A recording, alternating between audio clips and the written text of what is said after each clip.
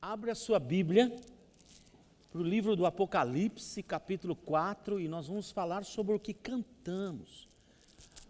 Este Cordeiro, este Deus que está sentado no trono. Apocalipse, capítulo 4, é o último livro da Bíblia. Acredite, tem na sua Bíblia. Vai para lá, o último livro da Bíblia. Eu esqueci, como eu não sou o Sandro, de perguntar quem são as pessoas que nos visitam pela primeira vez. Por favor, fiquem de pé no seu lugar. Pela primeira vez nos visitando. Pela primeira vez. Então, mais. Glória a Deus. Deixa eu falar uma coisa para vocês. De primeira vez. A saída tem um presente para vocês. Só pegar uma sacolinha que tem um presente. Existe uma lenda na igreja que um dia alguém vai achar um iPad dentro. Até hoje ninguém achou. Então você pegue o seu presente lá, tá bom? A saída. Segundo, você é bem-vindo aqui. Nossas portas, braços e corações estão e sempre estarão abertos para te receber.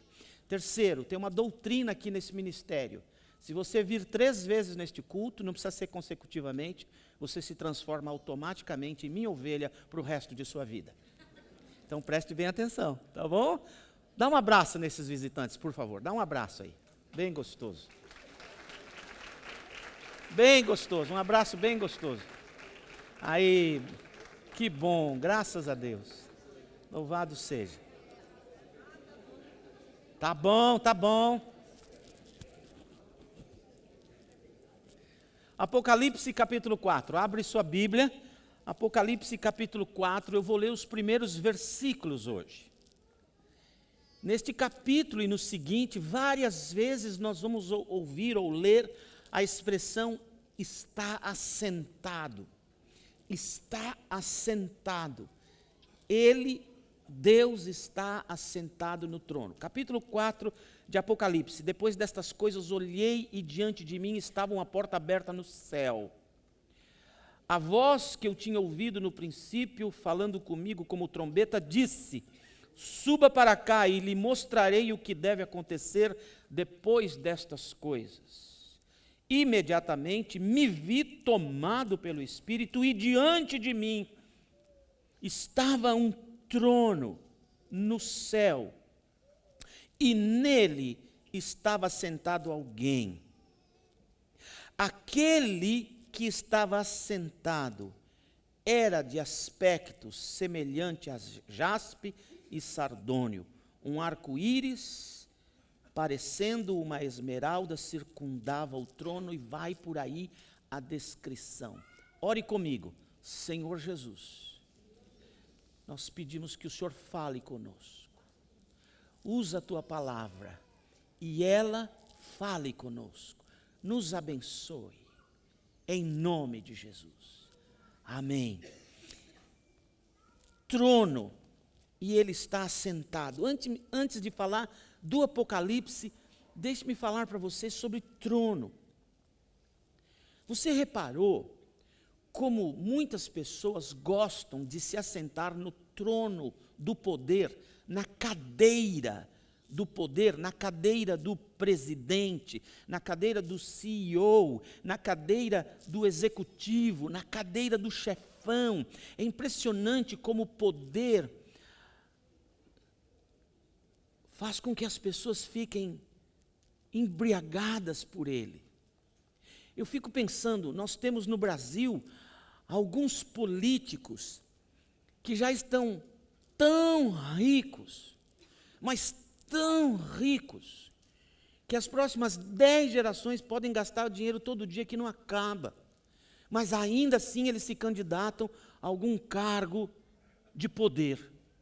O que será isso que fascina as pessoas? Por que as pessoas têm esse fascínio por estar no comando? Bem, talvez porque 2 razões possíveis. Primeira delas, a Bíblia diz, o mundo jaz no maligno. Satanás quis se assentar no trono de Deus, ele quis ser como Deus. Ele gostava de ser o mais poderoso, o maior em poder. e ele tentou contra Deus, e tentou se assentar no trono de Deus. E como ele foi jogado para esse planeta, e a Bíblia diz que o mundo jaz no maligno, provavelmente ele joga dentro de nós esse mesmo fascínio pelo exercício do poder. Talvez isso explique o Sarney, talvez isso explique o Collor, talvez isso explique o Cunha, talvez isso explique o pessoal da JBS, GHF, talvez isso explique o Lula, talvez isso explique Maluf, talvez isso explique essa gente que já está só falta cair porque já morreram, só falta tombar, mas ainda querem sentar no trono do poder. Por que não compra uma ilha no Caribe e mora lá? Não, precisa estar no poder. O que será isso? Que fascínio é esse pelo poder? Trono só se assenta quem recebeu a autorização para. Todos nós temos um trono, todos nós temos uma posição de autoridade, todos nós. O filho mais velho, quem sabe sobre o filho mais novo, a professora sobre os seus alunos, o pai sobre a sua casa, o gerente sobre os seus empregados, o diretor sobre os seus gerentes, o CEO sobre os seus diretores, o policial sobre nós. Você já viu quanta autoridade tem um policial? É interessante, não é? Basta a luz azul piscar atrás da gente que a gente vai no banheiro no carro mesmo. Você já notou isso? A autoridade que ele tem. Há muitas pessoas que têm exercício de autoridade, estão sentados no seu trono de poder. Mas deixe-me dizer uma coisa, todos os tronos de poder do mundo, do policial, da professora, do chefe de família, do aluno sobre sua equipe, do técnico de futebol, do policial, todos os tronos do mundo só são legitimados se eles exercem a sua função debaixo da absoluta vontade do trono superior, do trono de nosso Deus. Qualquer exercício de autoridade que vai contra a vontade de Deus, transforma aquele trono e aquele exercício de autoridade num exercício ilegítimo, ilegal, imoral, corrupto e rebelde à vontade de Deus. Portanto, todos esses exercícios de trono, seja do professor, seja do político, seja do prefeito, seja do policial, seja da professora, seja do chefe de família, que está fora da vontade de Deus para a sua vida, é um trono ilegal, ilegítimo, corrupto e rebelde. E a Bíblia Sagrada diz que Deus aniquila o rebelde.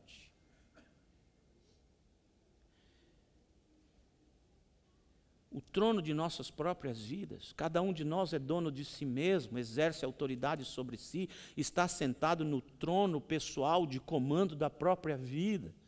E sempre que nós nos assentamos nesse trono que pertence a Jesus, nós estamos em rebeldia a Ele. Quando nós dirigimos a nossa vida do nosso jeito, é o mesmo que dizer para Deus, eu não confio no jeito que você vai dirigir a minha vida, ou eu não estou de acordo com o jeito de você dirigir a minha vida. Portanto, fora do trono sento eu. Quando eu falo isso, eu estou dizendo, eu não creio que você sabe o que é melhor para mim.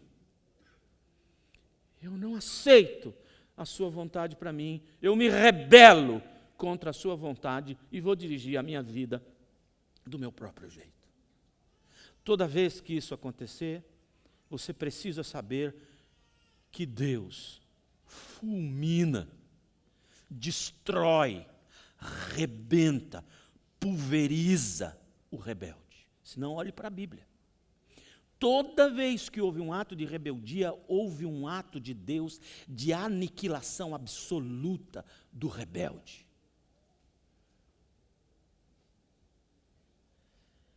Portanto, o trono é uma coisa séria. Se você está sentado no trono de sua vida, desce de lá, deixa Jesus assumir o controle da sua vida. E se ele mandar você exercer algum tipo de autoridade, faça-o debaixo da mais absoluta vontade, direção e visão e desejo e propósito dele. Para que o seu exercício de autoridade como chefe de família, como professora, como gerente, como motorista, seja um exercício de autoridade legitimizado, abençoado e ungido pelo Senhor, porque aí há prosperidade e bênção. Mas nós lemos o Apocalipse. E o Apocalipse fala do trono. Interessante que o João está tendo uma visão dos céus. E o Espírito fala com ele, vem para cá, que eu vou te mostrar algo. E ele diz que ele vê um trono. E alguém está assentado nele.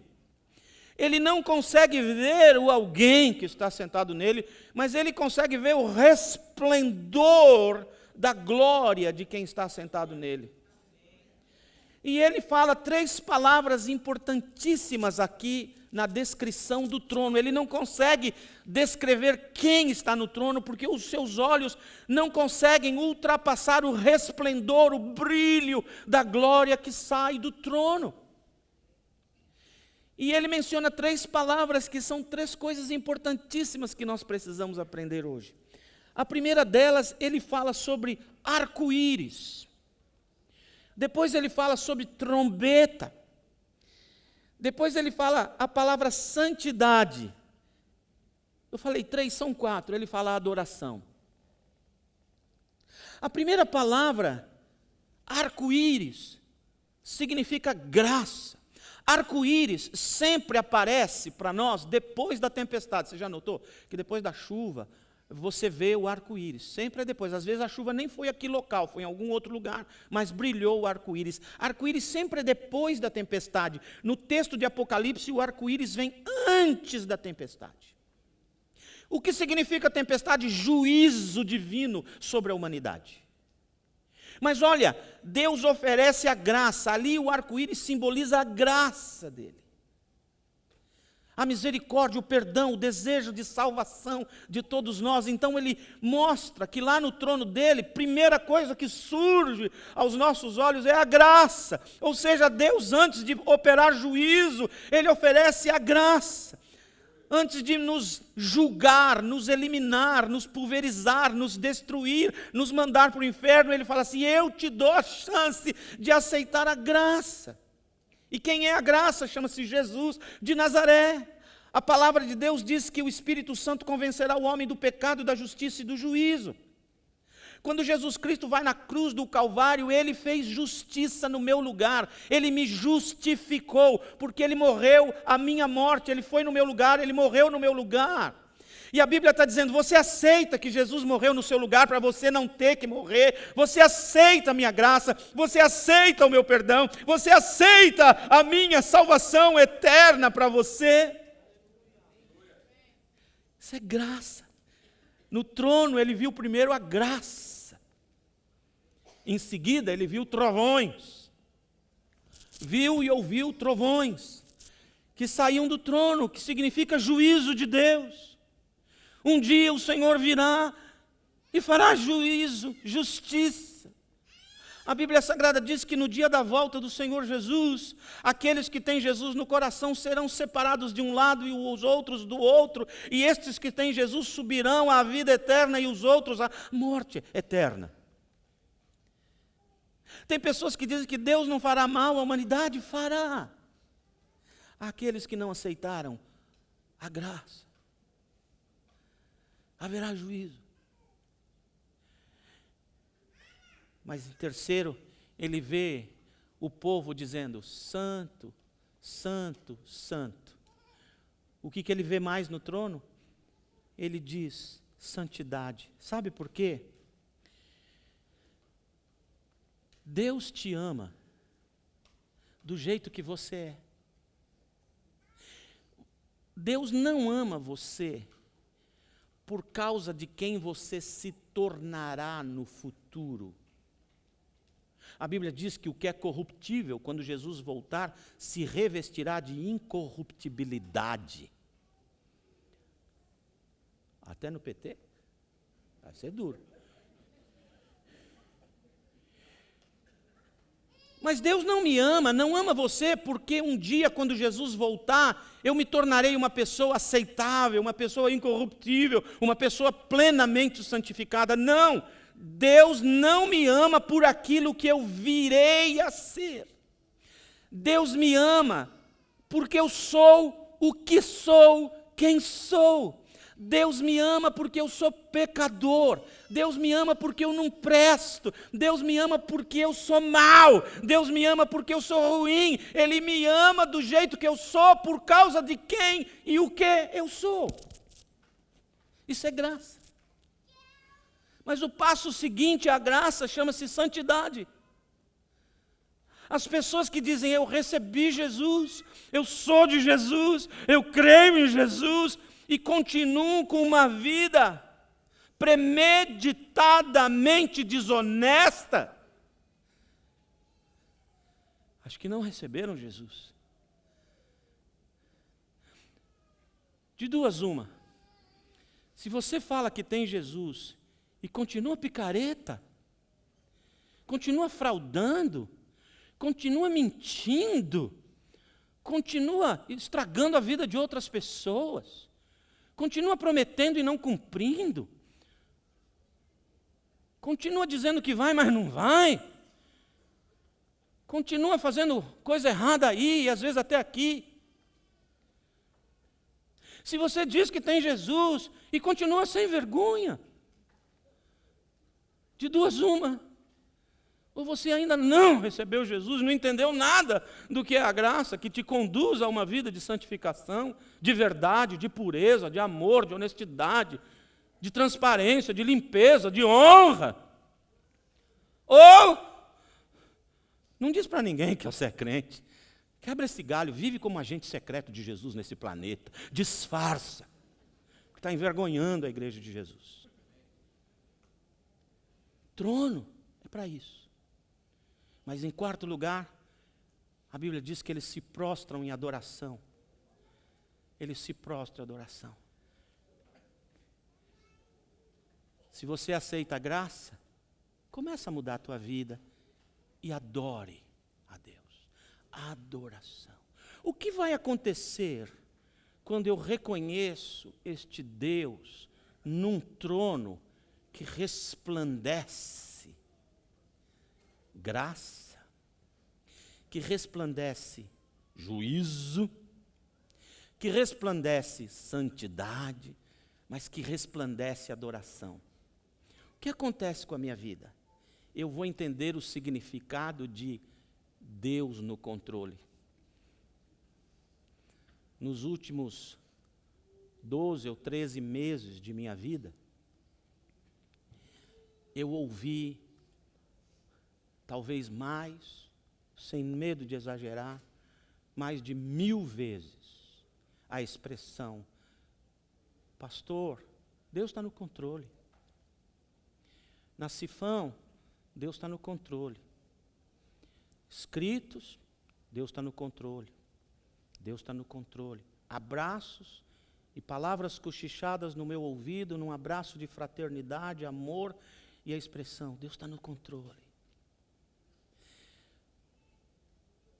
Quando você entende quem é que está sentado no trono, você vai entender que este livro diz que eles aceitaram a graça, a salvação e o perdão, e estão caminhando num processo de santificação premeditado, como um jeito de honrar o nome que eles agora levam no próprio peito, e o adoram porque ele está sentado no trono.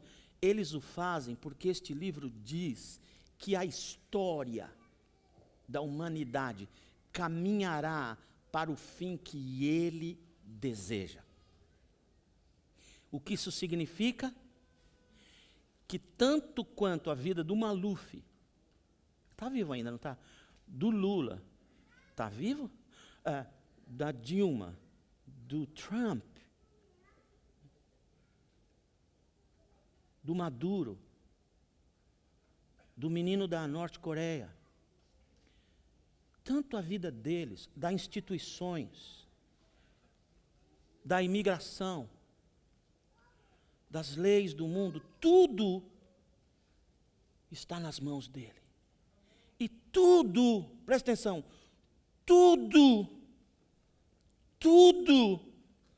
mesmo o cara em Las Vegas metralhando as pessoas, mesmo o caminhão de Nova York, mesmo o enlouquecido zelador da creche no Brasil, mesmo uma bala perdida, que nunca é perdida, sempre encontra alguém no Rio de Janeiro. Tudo que está acontecendo no mundo e na sua vida,